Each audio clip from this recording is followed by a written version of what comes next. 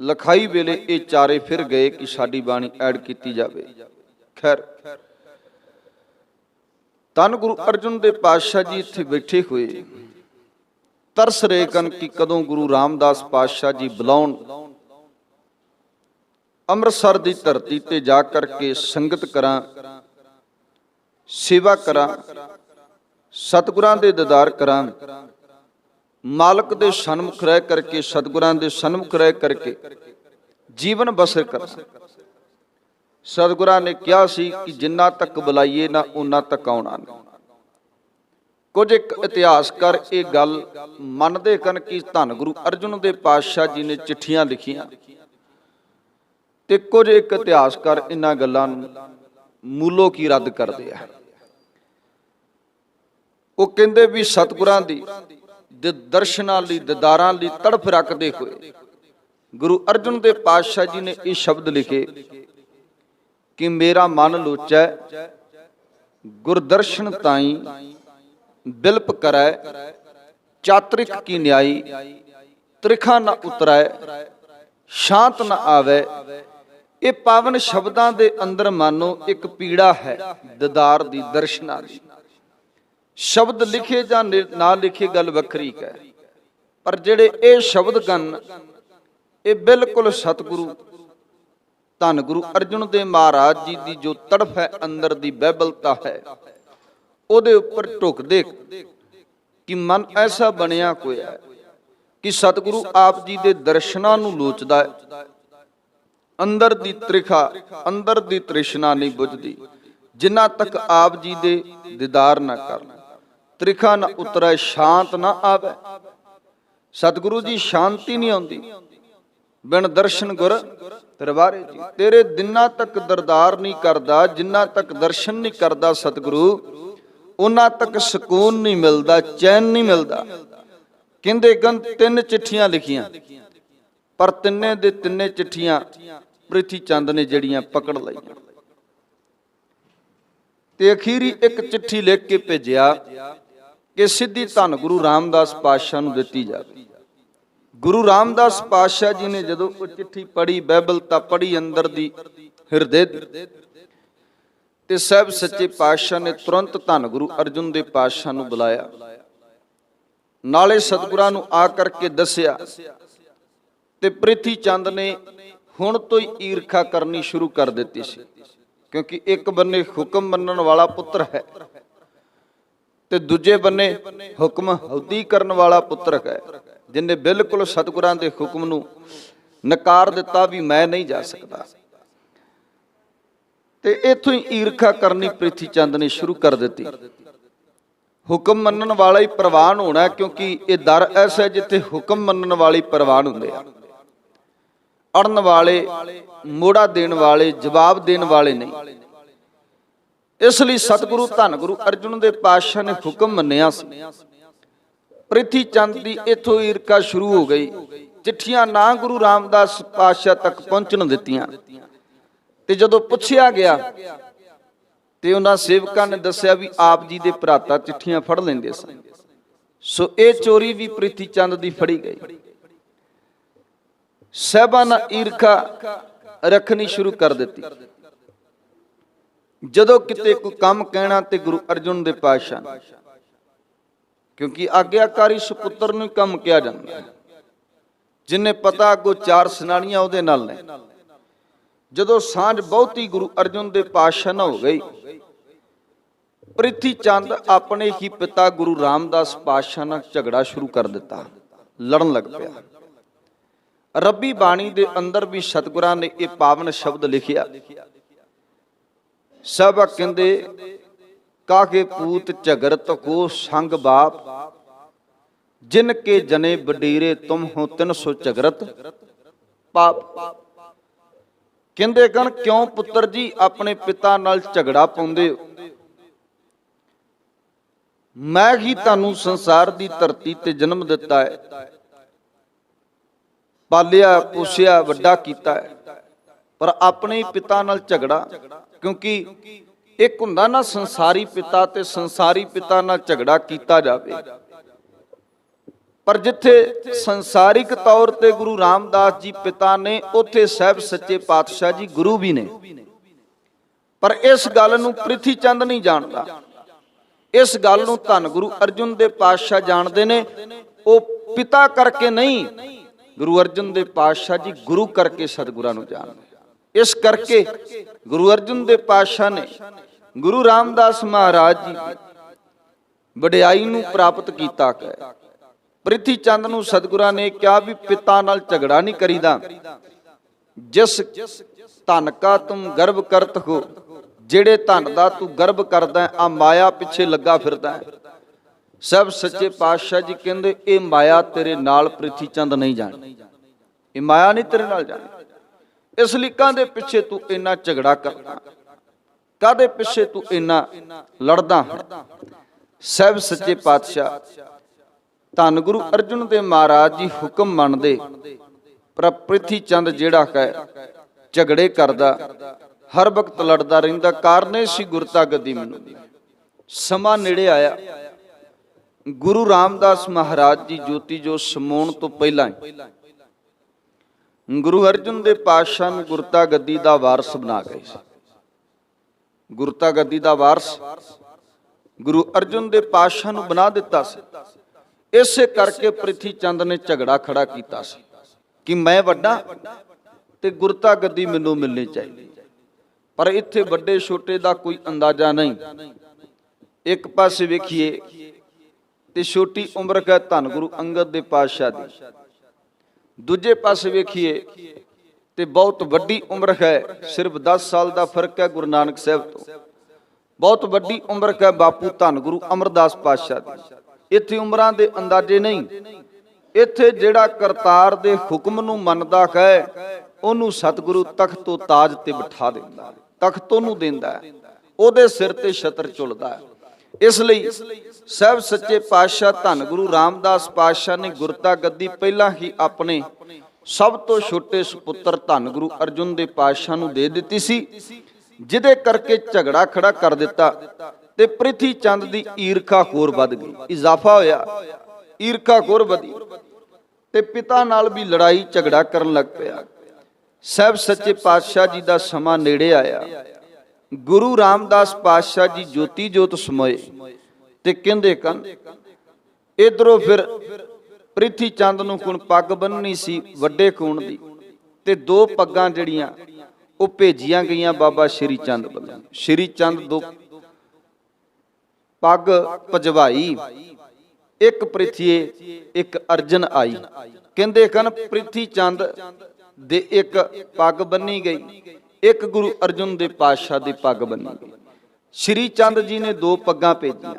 ਸ਼੍ਰੀ ਚੰਦ 2 ਪੱਗ ਭਜਵਾਈ, ਇੱਕ ਪ੍ਰਿਥੀਏ ਇੱਕ ਅਰਜਨ ਆਈ। ਹੁਣ ਜਿਹੜੀ ਪ੍ਰਿਥੀ ਚੰਦ ਲਈ ਪੱਗ ਆਈ ਸੀ, ਉਹ ਪੱਗ ਸੀ ਵੱਡੇ ਹੋਣ ਦੇ ਨਾਤੇ, ਕਿਉਂਕਿ ਪ੍ਰਿਥੀ ਚੰਦ ਵੱਡਾ।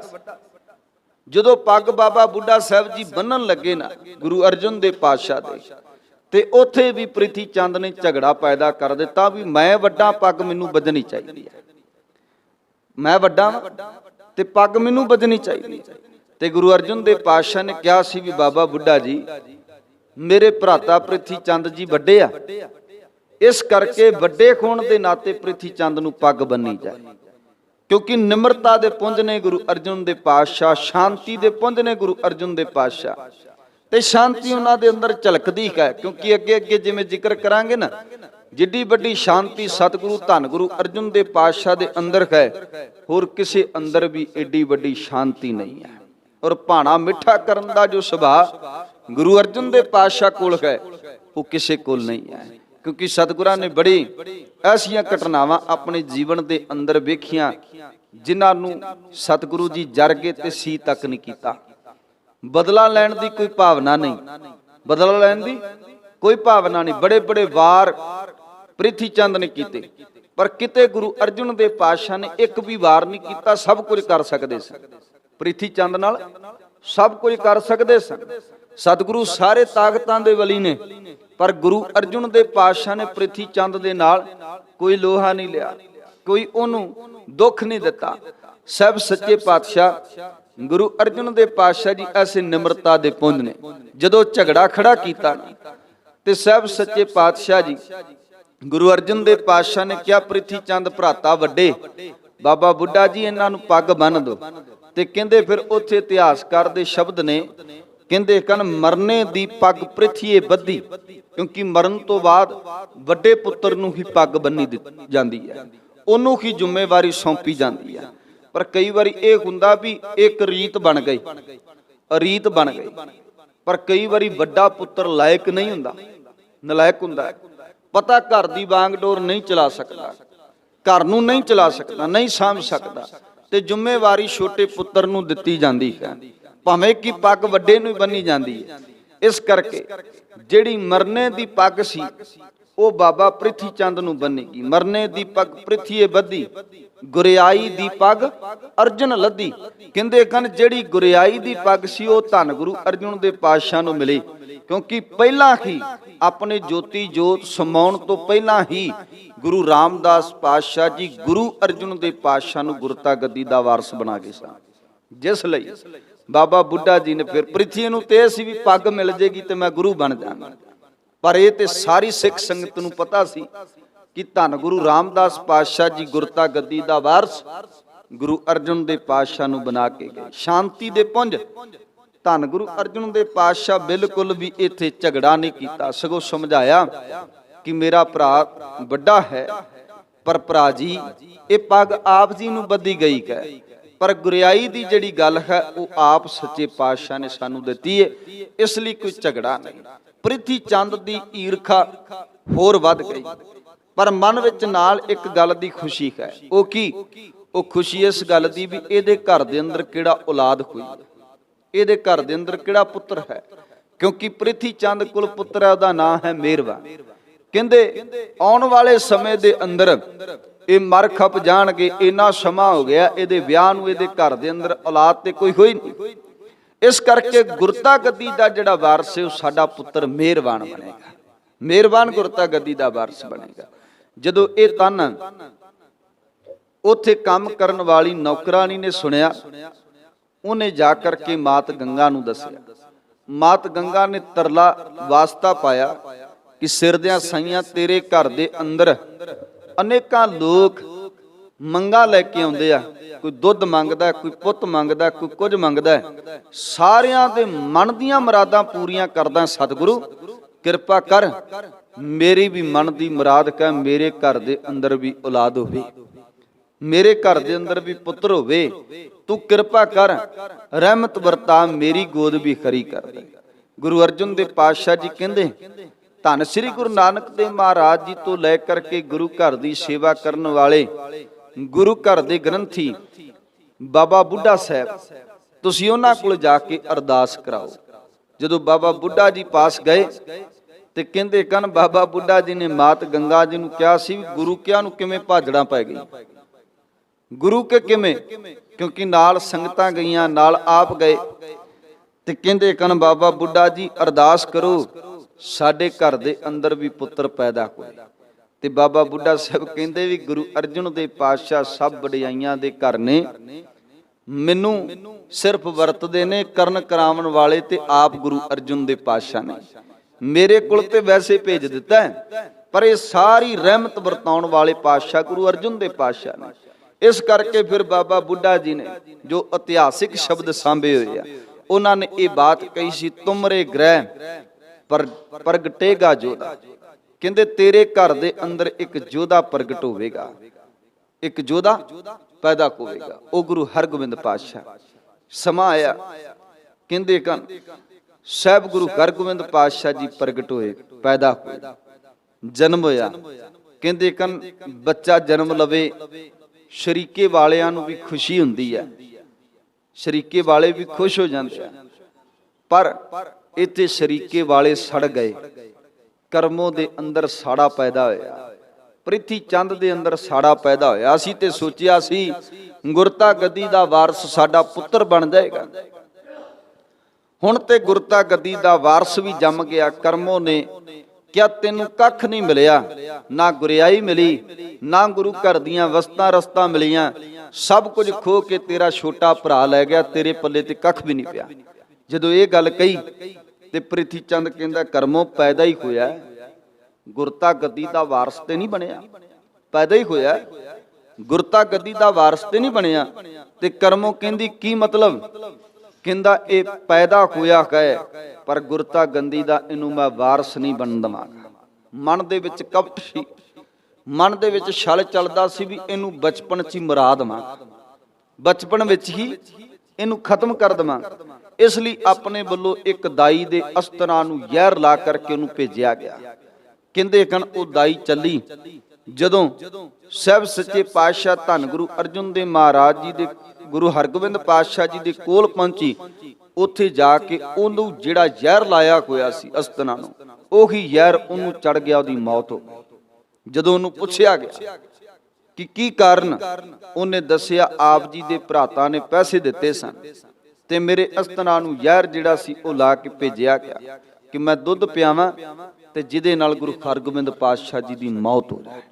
दूजा वार कीता, वेखो गुरु अर्जुन देव पातशाह जी शांति दे पुंज हैं, ये सब कुछ पता होने के बावजूद भी अपने भरा उपर कोई वार नहीं किया, कोई वैर नहीं कढ़िया, कोई अटैक नहीं, सगों इस गल नूं भी अंदर जर गए। मात गंगा जी कहंदे पर गुरु अर्जुन देव पातशाह ने बिल्कुल कोई मोड़ा कोई जवाब नहीं दिता। अगली बार फिर एक सपेरे नूं भेजिया जरीला सप दे भी उस बच्चे अगे छड्डी, वो बच्चे नूं डंग मारेगा ते मर जाए। पर करतार दी करनी कुछ होर वापरी। गुरु हरगोबिंद पातशाह दे अगे वो सप छड्डिया ते बच्चे नूं की पता है कि रस्सी है कि सप है, क्योंकि जिहड़े छोटे बच्चे हैं ना उन्हां दे अगे जे आपां सप छड्ड दांगे उन्हां नूं नहीं पता भी ये रस्सी है कि सप है, वो फड़ ले। गुरु हरगोबिंद पातशाह ने ओदी सिरी सी जड़ी ओनू चंगी तरह दोवीं उंगल ते अंगूठे नाल इस तरीके नाल दबोचिया कि वो सप उत्थे ही खत्म हो गया। तीसरी बारी जिहड़ा खड़ावा सी वो खरीदिया गया, खड़ावे नूं दही विच जहर मिला के भेजिया कि गुरु हरगोबिंद पातशाह नूं खवावे। पर कई बारी कई चीज़ नहीं खाण दा जी करदा ते बच्चा रोन लग जांदा है जां नहीं खांदा। इदां जिद कीती गुरु हरगोबिंद पातशाह ने, वो बार बार खवाउण दा यतन करदा। इस जद्दो जहद विच वो जिहड़ी कौली बाटी सी डिग गई, छन्ना डिग गया ते ओही जहर जिहड़ा सी वो दही जिहड़ा सी कुत्ते ने खा लिया। जदों उस कुत्ते ने खाधा ओदी उत्थे मौत हो गई। वो पकड़िया, उहनूं पुछया, उन्हें भी दसिया आप जी दे भरातां ने भेजिया। 3 अटैक कीते गए गुरु हरगोबिंद पातशाह नूं मराण दे लई, खत्म करन दे, पर तिन्ने वारी नाकाम रहा। गुरु अर्जुन देव पातशाह ने शांति दे पुंज सतगुरु तिन्हां ने कोई अटैक नहीं कीता, कोई वार नहीं कीता। नहीं ते हुंदा ना भी शरीके वाला एक वार करे, साडे पुत्र ते एक करेगा, तेरे ते असीं 10 करांगे। करदे आ ना भी जे तू साडे नाल इदां कीता ते असीं तेरे नाल इवें करांगे, क्योंकि तू साडे पुत्र नाल कुछ कीता। शरीके बाजी दे विच सब कुछ चलदा है, मरण मराण तक पहुंच जाने आ एक दूजे नूं। पर गुरु अर्जुन देव पातशाह जी दा जीरा वेखो, जिन्हां दे छोटे जे नन्हे जे पुत्र जिहड़े बड़े सालां बाद होया, गुरु हरगोबिंद पातशाह ओहदे उपर 3 वार कीते गए, पर तिन्नां वारां दे विच कदी भी अपने भराता दे उपर कोई वार नहीं कीता। सगों रब्बी बाणी दे ये शब्द उच्चारण कीते कि सतगुरु अपार आप जी दी कृपा सदका तुसी रख लिया है, तुसी रखिया गुरु हरगोबिंद पातशाह नूं। हरगोबिंद नवां नरोए दी गल सतगुरां ने कीती। बड़े ऐसे शब्द सतगुरां ने उच्चारण कीते। गुरु हरगोबिंद पातशाह उपर कोई भी असर जिहड़ा वो ना होया। फिर प्रिथी चंद दी ईरखा जिहड़ी वधी होई सी, उन्हें सोचिया कि हुण एवें काम नहीं बनना। इन्हें मुगल दरबार विच जा करके शिकायतां करनियां शुरू कर दित्तियां। सब तो पहला कहंदे ये बीरबल कोल गया। बीरबल गुरु अर्जुन देव पातशाह नूं ये कह के, क्योंकि ये किसी मुहिम ते जा रहा सी, कह के तुरिया सी कि मेरे आउंदियां तक अपनी ये दुकान बंद कर दई, नहीं तो तेनू मैं मौत के घाट उतार देवांगा। ਇਹ ਸਾਰਾ ਪ੍ਰਿਥੀ ਚੰਦ ਵੱਲੋਂ, ਕਿਉਂਕਿ ਜਦੋਂ ਇਤਿਹਾਸਕਾਰਾਂ ਨੂੰ ਪੜ੍ਹੋ ਨਾ, ਪ੍ਰਿੰਸੀਪਲ ਸਤਬੀਰ ਸਿੰਘ ਹੋਰਾਂ ਨੇ ਬੜਿਆਂ ਦਾ ਜ਼ਿਕਰ ਕੀਤਾ, ਅਲੱਗ-ਅਲੱਗ ਰਾਈਟਰਾਂ ਨੂੰ ਪੜ੍ਹ ਕੇ, ਮਕੈਲਿਫ ਹੈ, ਲਤੀਫ ਹੈ, ਹੋਰ ਬੜੇ ਵੱਡੇ ਰਾਈਟਰਾਂ ਨੂੰ ਪੜ੍ਹ ਕੇ ਉਹਨਾਂ ਜ਼ਿਕਰ ਕੀਤਾ।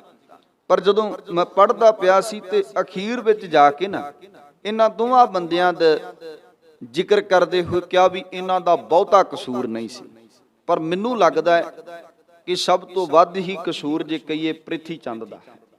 ਫਿਰ ਉਸ ਤੋਂ ਬਾਅਦ ਚੰਦੂ ਦਾ ਵੀ ਕਸੂਰ ਹੈ, ਕਿਉਂਕਿ ਉਕਸਾਣ ਵਾਲੇ ਇਹ ਬੰਦੇ ਨੇ ਗੁਰੂ ਅਰਜਨ ਦੇ ਪਾਤਸ਼ਾਹ ਦੇ ਨਾਲ। ਹਾਂ, ਇਹ ਜ਼ਰੂਰ ਹੈ, ਇਹ ਪੱਖ ਜ਼ਰੂਰ ਹੈ ਕਿ ਜਿਹੜਾ ਜਹਾਂਗੀਰ ਹੈ ਉਹ ਨਕਸਲਵਾਦੀ ਬੰਦਾ ਹੈ। ਉਹ ਨਹੀਂ ਚਾਹੁੰਦਾ ਕਿ ਕਿਸੇ ਹੋਰ ਧਰਮ ਦਾ ਬੋਲਬਾਲਾ ਹੋਵੇ, ਸਿਰਫ ਤੇ ਸਿਰਫ ਮੁਸਲਮਾਨ ਕੌਮ ਦਾ ਬੋਲਬਾਲਾ ਹੋਵੇ। ਹਾਲਾਂਕਿ ਅਕਬਰ ਬਾਦਸ਼ਾਹ ਨੂੰ ਵੇਖੀਏ ਤੇ ਅਕਬਰ ਬਾਦਸ਼ਾਹ ਦੇ ਅੰਦਰ ਬਿਲਕੁਲ ਇਹ ਗੱਲ ਨਹੀਂ ਸੀ। ਇਸ ਕਰਕੇ ਅਕਬਰ ਬਾਦਸ਼ਾਹ ਤੀਜੇ ਪਾਤਸ਼ਾਹ ਤੋਂ, ਧੰਨ ਗੁਰੂ ਅਮਰਦਾਸ ਪਾਤਸ਼ਾਹ ਤੋਂ ਗੁਰੂ ਘਰ ਦਾ ਮੁਰੀਦ ਰਿਹਾ। ਤੀਜੇ ਪਾਤਸ਼ਾਹ ਤੋਂ ਗੁਰੂ ਘਰ ਦਾ ਮੁਰੀਦ ਰਿਹਾ। ਉਹਦੇ ਚਲਾਣਾ ਕਰਨ ਤੋਂ ਬਾਅਦ ਜਹਾਂਗੀਰ ਉਹਦੀ ਗੱਦੀ ਉੱਪਰ ਬੈਠਦਾ। ਇਹ ਪੱਖ ਅਲੱਗ ਹੈ, ਕੱਲ ਨੂੰ ਇਹਦਾ ਜ਼ਿਕਰ ਕਰਾਂਗੇ।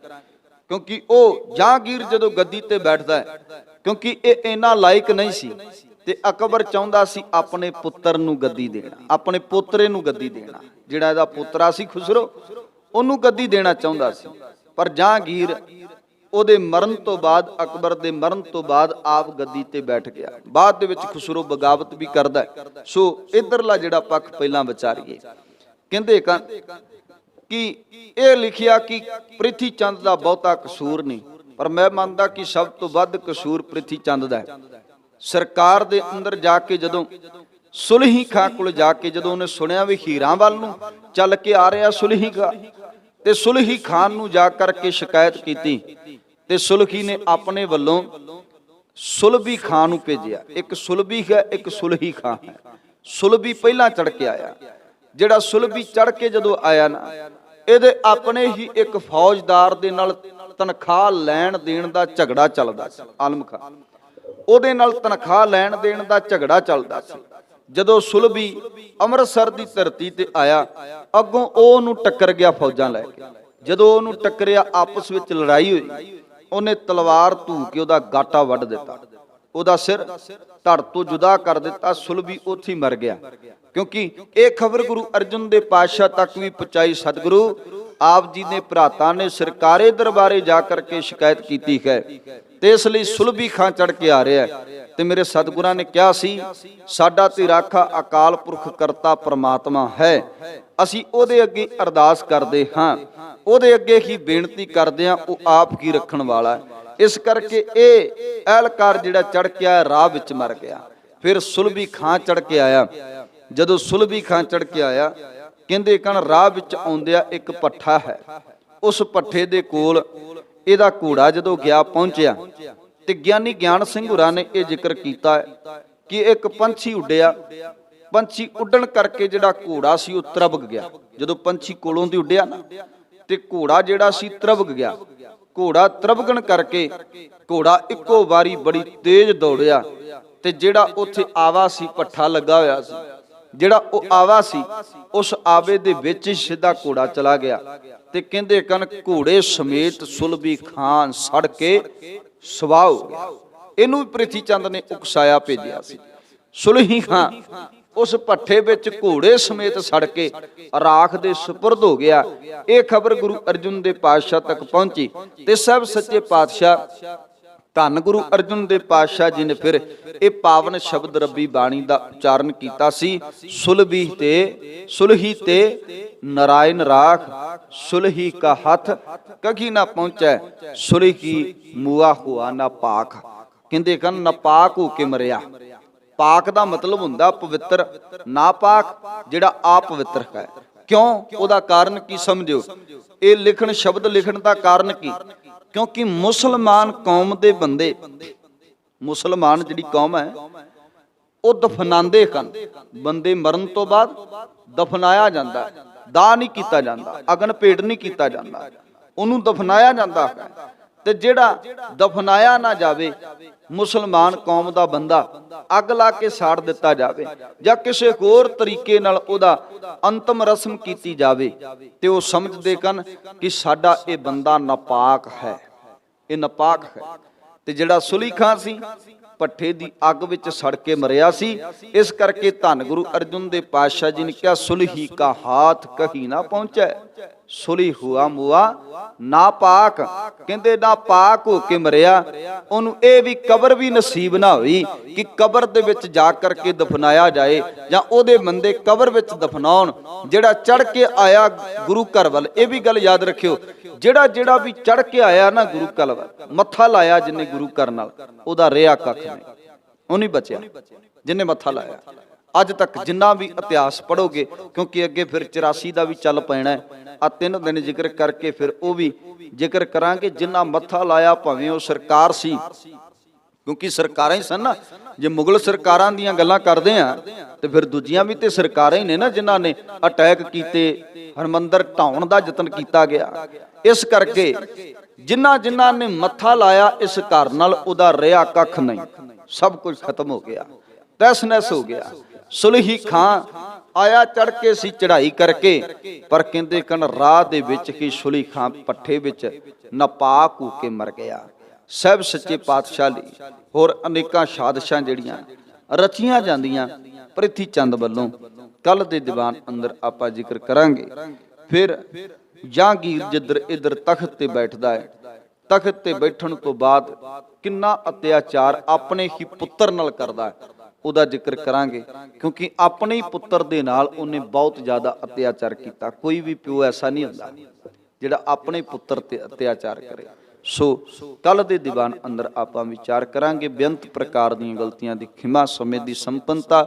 ਆਪ ਗੁਰੂ ਰੂਪ ਸੰਗਤ ਸਾਹਿਬ ਸੱਚੇ ਪਾਤਸ਼ਾਹ ਧੰਨ ਗੁਰੂ ਗ੍ਰੰਥ ਸਾਹਿਬ ਮਹਾਰਾਜ ਬਖਸ਼ਣਯੋਗ ਬਖਸ਼ ਲੈਣਾ। ਅਖੀਰ ਫਤਿਹ ਦੀ ਸੰਡ ਕਰੀਏ ਬਲਾ ਫਤਿਹ। ਵਾਹਿਗੁਰੂ ਜੀ ਕਾ ਖਾਲਸਾ, ਵਾਹਿਗੁਰੂ ਜੀ ਕੀ ਫਤਿਹ। ਰਾਮ ਕਲੀ ਮਹਲਾ ਤੀਜਾ। ਆਨੰਦ ਏਕ ਓੰਕਾਰ ਸਤਿਗੁਰ ਪ੍ਰਸਾਦ, ਆਨੰਦ ਪਿਆ ਮੇਰੀ ਮਾਏ, ਸਤਿਗੁਰੂ ਮੈਂ ਪਾਇਆ।